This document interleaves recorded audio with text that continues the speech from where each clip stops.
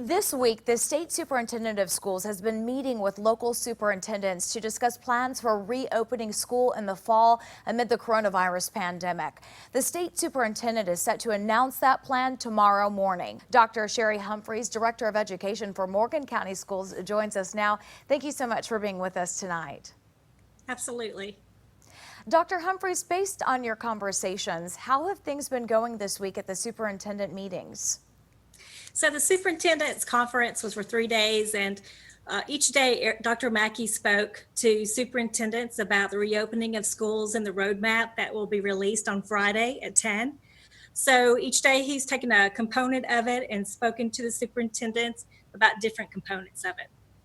I know the official plan will be released tomorrow morning by the state school superintendent, but is there anything that you can share with us at this point? The document was 50 pages long, and what was shared with the superintendents, and we're excited to have some guidance. So there are 3 components that begins the reopening of school roadmap.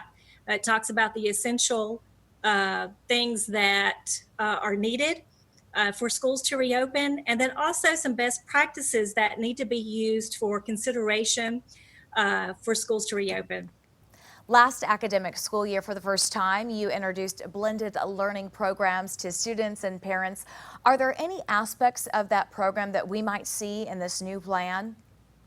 Yes, I see some opportunities to learn about blended programs. In this roadmap, it talks about designing a remote learning framework that gives guidance to schools, districts for the remote learning. That involves attendance and scheduling, different populations, the learning environment, communications, a management system, a variety of things. So yes, we'll have some information on that as well. It sounds like there's going to be options for parents who don't feel comfortable sending their children back to school in the fall.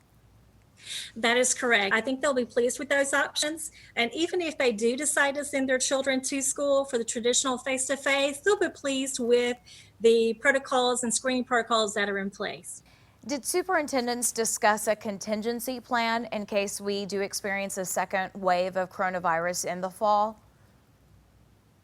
There was some discussion about that. One of the things that I was very impressed with was the roadmap itself. It is apparent from this roadmap that the task force that Dr. Mackey had put together had put a lot of time, thought, and energy into this, thinking of a variety of things and scenarios. So I'm just speaking from our district. We greatly appreciate that, and I'm sure other districts appreciate it too.